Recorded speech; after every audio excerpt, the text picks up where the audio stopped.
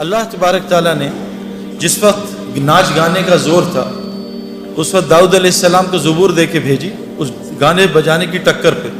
داؤد علیہ السلام ایسی زبور پڑھتے تھے جو لوگ دنیا میں گانے نہیں سنتے ہیں اور اپنے کانوں کو فحاشی سے بچاتے ہیں. وہ قیامت کے دن داؤد علیہ السلام سے زبور سنیں گے اور جب اللہ ان سے پوچھیں گے بھائی تمہیں مزہ ہے؟ کہا یا اللہ بہت مزہ ہے, میں نے تو ایسا مزہ کبھی لیا ہی نہیں, ایسا کلام کبھی سنا نہیں. تو اللہ کہیں گے اس سے بہتر سناؤ. تو لوگ کہیں گے جنتی جو ہیں جی اللہ سنا دیں. تو اللہ حضور صلی اللہ علیہ وسلم کو بلائیں گے اور کہیں گے اے میرے نبی آؤ آ کے سورہ یاسین میرے بندوں کو سناؤ. ہم سب سورہ یاسین سنیں گے. جب لوگوں کو اور مزہ آئے گا تو اللہ کہیں گے اس سے بہتر سناؤ. لوگ کہیں گے اس سے بہتر کیا ہوگا؟ تو اللہ تعالیٰ سورہ رحمان پردے ہٹیں گے اور خود سامنے آ کے ہم سب کو سورہ رحمان سنائیں گے. میرے پیارے دوستوں اور میری بہنوں,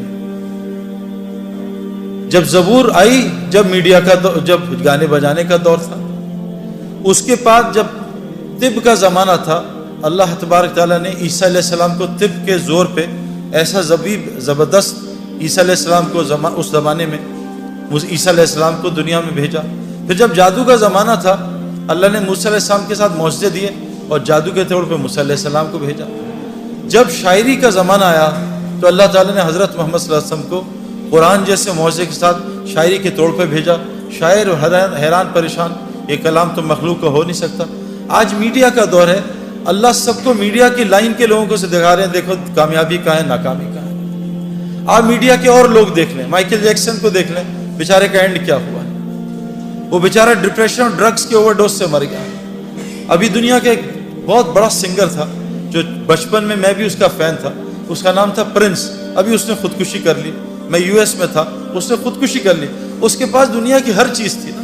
ہم یہ جو محنت کر رہے ہیں دنیا کی چیزیں حاصل کرنے کے لیے کر رہے ہیں. میرے پاس گھر اچھا ہو, اس کا گھر جو ہے اتنا اچھا تھا کہ اس کے گھر کے مین گیٹ کی اور اس کے گھر کے دروازے کی 1 کلومیٹر کی ڈرائیو تھی. ایسا گھر تھا.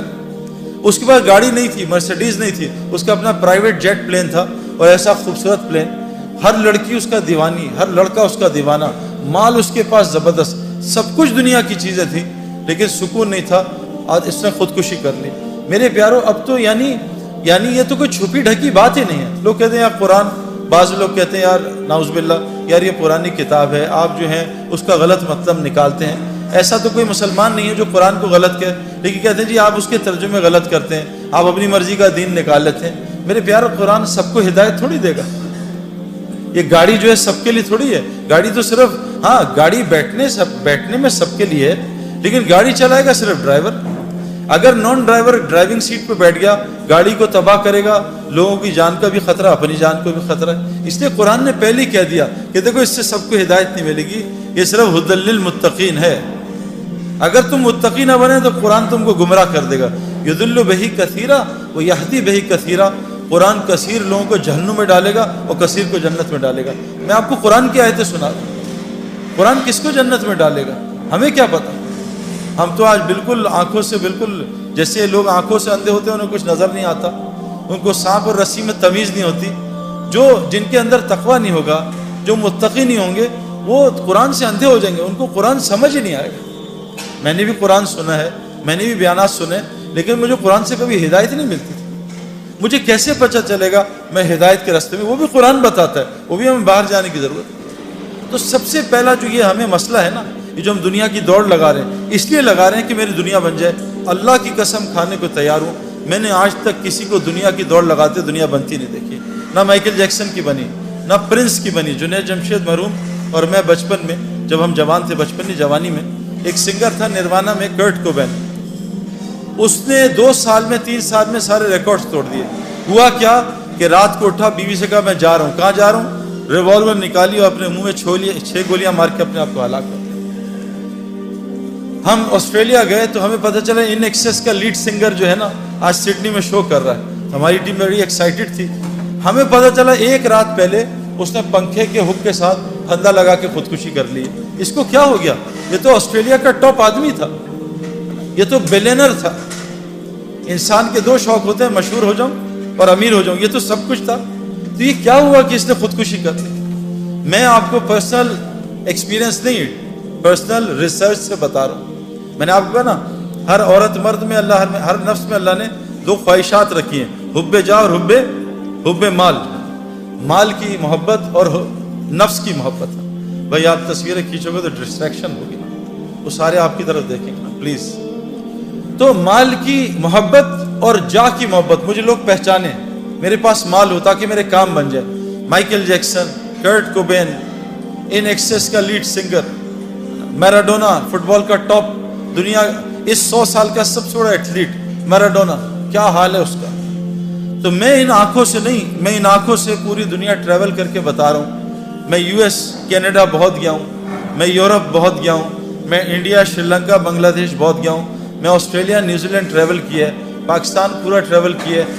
آج تک ایک دنیا دار آدمی کو بھی میں نے کامیاب ہوتے نہیں دیکھا, چاہے وہ ڈبل PhD ہے, چاہے وہ بلینر ہے.